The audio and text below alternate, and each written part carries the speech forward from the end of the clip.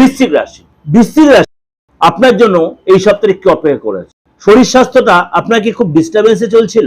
মানসিক অস্থিরতা ছিলেন? অনেক কিছু কি বিগড়ে যাচ্ছিল কাজ? তাহলে কি এই সপ্তাহে আপনার সেই কাজও সাকসেস, আপনার শরীরটাকে ডেভেলপ করে আপনাকে এনকারেজ করবে, আপনি কনফিডেন্ট পাবেন।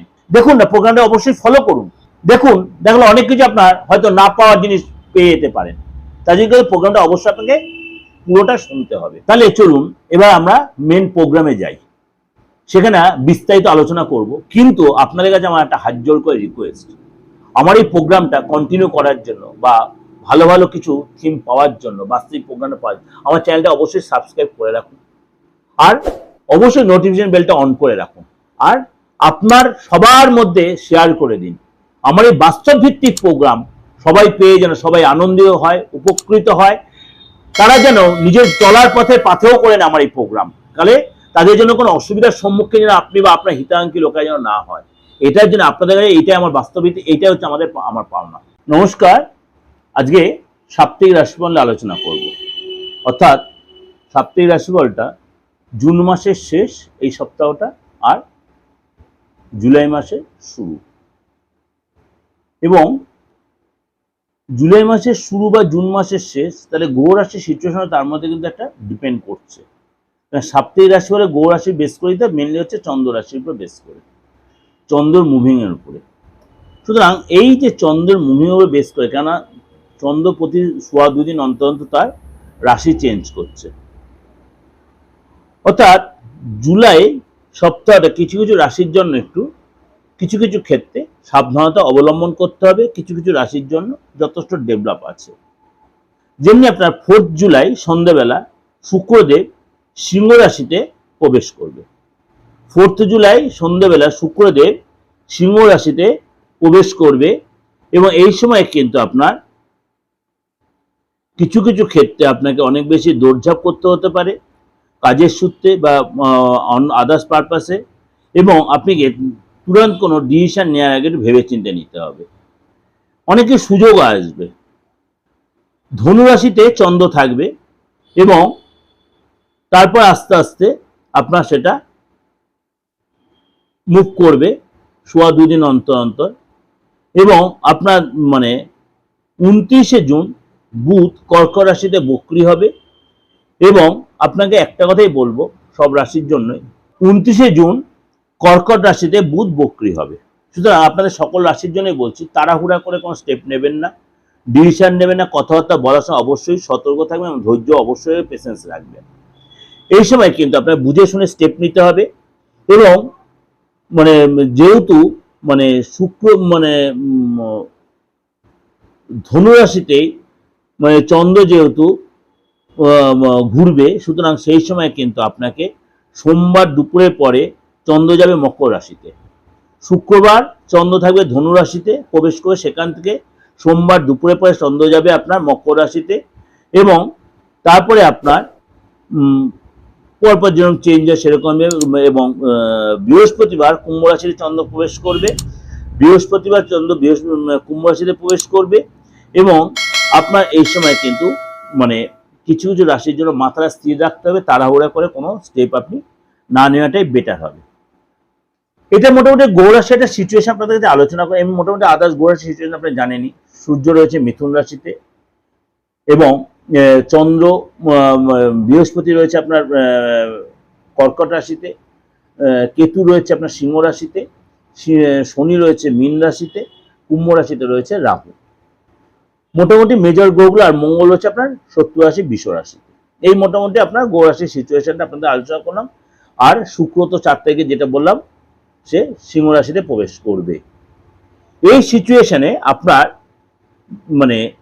সারাটা সপ্তাহ কি অপেক্ষা করে আছে, কিছু কিছু রাশির জন্য একটু সতর্কতা অবশ্যই আপনাদের অবলম্বন করতে হবে।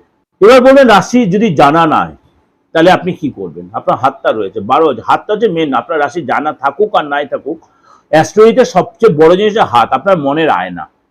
আপনার মনে কি হচ্ছে, আপনি কোথাও কোনো অসুবিধায় পড়বেন কিনা, আপনার সামনের দিনটা ভালো আসছে কিনা, আপনি মনের মধ্যে কি চিন্তা করছেন, আপনার কি ভাবনা চিন্তা, সব আপনার হাতে প্রকাশ পাবে।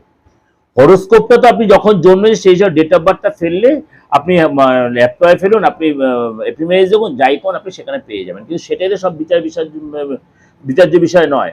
দশা অন্তরা প্রাণদশা প্রত্যন্তদশা এইসব দেখবেন, লর্ড সাবলর্ড দেখবেন, তার বিচার আছে।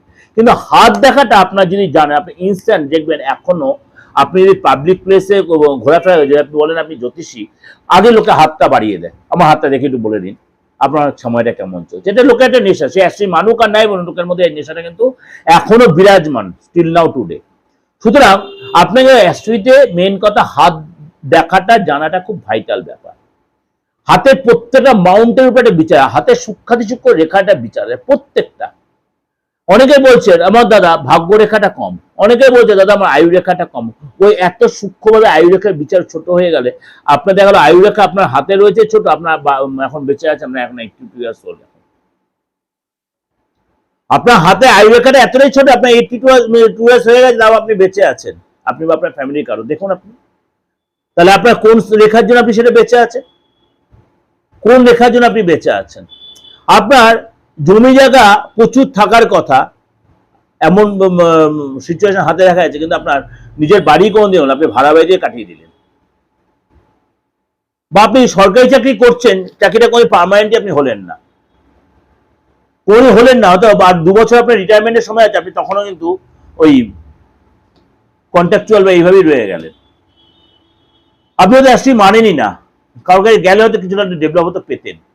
চলুন তাহলে আজ আলোচনা করি আপনার রাশি সারাটা সপ্তাহ কি বলছে। বৃশ্চিক রাশি। বৃশ্চিক রাশি এই সপ্তাহ কিন্তু আপনার জন্য অত্যন্ত শুভ এবং লাভদায়ক। বিগত দিন যে আপনি চাপে ছিলেন, হেলথ বা মানসিক, সেগুলোতে আপনি অনেকটাই বেরিয়ে আসতে পারবেন এবং কাজের জায়গায় আপনার মন মতো ডেভেলপ, মন মতো উন্নতি হবে এবং আপনার ভিতরে কিন্তু আত্মবিশ্বাস ভরপুর থাকবে। জীবনে যে সমস্যা ধীরে ধীরে সেগুলো কিন্তু আপনার কিন্তু মিটে যাবে। আপনার যে সমস্যাগুলো ছিল, যে অশান্তি বা পরিবেশ ডিস্টার্ব ছিল, সেগুলো মিটে যাবে। চাকরির জায়গায় কিন্তু আপনার অনুকূল হবে, কাজের জায়গায় সমস্যা থেকে আপনি মিটে যাবে। আপনার মানে আপনার কাজের পরিস্থিতি চেঞ্জ হয়ে যাবে। যে উচ্চাধিকারী আছে তাদের প্রশংসা পাবেন, পুরস্কৃত হবেন এবং অন্য জায়গা থেকে কিন্তু আপনি বাইরের কাজের কোনো অফার পাবেন। ভালো মন্দ মিশিয়ে এই সপ্তাহে কিন্তু অনেকটা আপনার ভালো দেখা যাচ্ছে এবং প্রত্যেক ক্ষেত্রে ভাগ্য কিন্তু আপনার সাপোর্ট দেবে। বড় কোনো ব্যবসায়িক ডিল, বড় কোনো যোগাযোগ হবে এবং আপনার কিন্তু এখানে মানে শুভ চিন্তা অবশ্যই রাখবেন। অ্যাডভাইস নেওয়ার চিন্তা যদি কোনো কনফিউশন হয়, সপ্তাহের শেষের দিকে আপনার শুভ খবর পাবেন, শুভ খবর পাবেন, মনটা বেশ আনন্দে ভরপুর হবে এবং আপনার ধার্মিক কোনো কাজে বা আপনি কোনো তীর্থস্থানে যাবেন। আর্থিক সমস্যা যেটা ছিল সেটা কিন্তু আপনার দূর হয়ে যাবে, বন্ধুদের সহায়তা পাবেন, চাকরির জায়গায় কিন্তু অতিরিক্ত আয় হবে, পরিজনের থেকে সাপোর্ট পাবেন এবং আপনার কিন্তু যা অবিবাহিত বিয়ে যোগাযোগ হবে, বিবাহিত জন্য আপনার সুখময় হবে। অর্থাৎ আপনাকে ওভার প্রেডিকশন, শরীর স্বাস্থ্যতে আর্থিক জায়গাটা আপনার কিন্তু পুরোটা আমি ক্লিয়ার করে বলে ছোট উপরে আপনাদের অবশ্যই খুব উপকারে লাগবে। যদি ভালো লাগে অবশ্যই লাইক করবেন, শেয়ার করবেন এবং অবশ্যই যে কোনো প্রবলেম, তন্ত্রগত বা অ্যাস্ট্রোগত যে কোনো প্রবলেম আপনি আমার সাথে যোগাযোগ করতে পারেন। আমার এই যে অপরিবর্তিত নাম্বার নিচে রয়েছে 891097335943960106। কিভাবে যোগাযোগ করবেন? যারা নতুন আজকে দেখছেন, একদম আজকে ফার্স্ট আপনি হয়তো আপনার হঠাৎ আপনার ভিডিওটা চলে এলো, আপনি প্রোগ্রামটা দেখবেন কি পারপাসে। যদি দেখছেন আপনার ভালো লাগছে অবশ্যই লাইক করে শেয়ার করে রেখে দিন, তাহলে এরকম প্রোগ্রাম আরো দেখতে পাবেন। এবং যদি দেখছেন আপনি এরকম কোনো প্রবলেম আপনি ফেস করছেন, তাহলে আপনি আমার নাম্বার ফোন করুন, আমি ধরি বা আমার সহযোগীকেও ধরুন, আপনাকে সাপোর্ট দেবে বা আপনাকে গাইড করবে। আপনি হয়তো অনেকটা দূরে রয়েছেন, আপনি হয়তো আমার চেম্বারে আসতে পারছেন, কোনো প্রয়োজন নেই। যারা কাছে তাদেরও বলছি চেম্বারে আসার কোনো প্রয়োজন নেই, আপনি অনলাইনে সেম প্রেডিকশন পাবেন। একটা হয়তো বলে রাখলাম, যদি মনে হয় যোগাযোগ করবেন, আপনি রেমিডিটাও কিন্তু কুরিয়ারের মধ্যে পেয়ে যাবেন। ভালো থাকবেন, নমস্কার।